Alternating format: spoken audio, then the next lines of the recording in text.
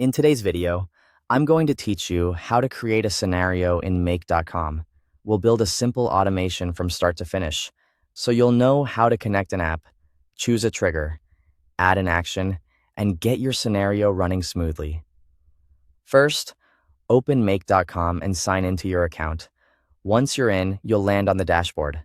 From here, click Create Scenario. This opens the visual canvas where all the magic happens. Think of the canvas as your workspace.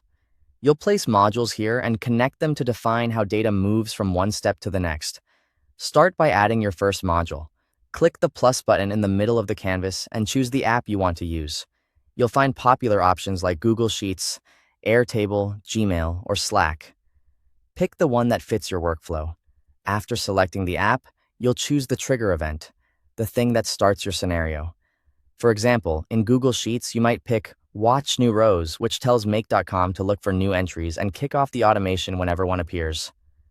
Next, connect your app. If it's your first time using that app in Make.com, you'll be prompted to create a connection and authorize access. Follow the on-screen steps and grant permissions, so Make.com can read or write data as needed.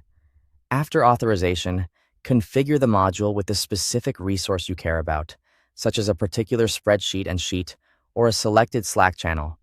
Now add an action module. Click the plus button after your trigger and choose what should happen next. For a simple example, you might select Send an email, which could notify someone whenever a new row is added.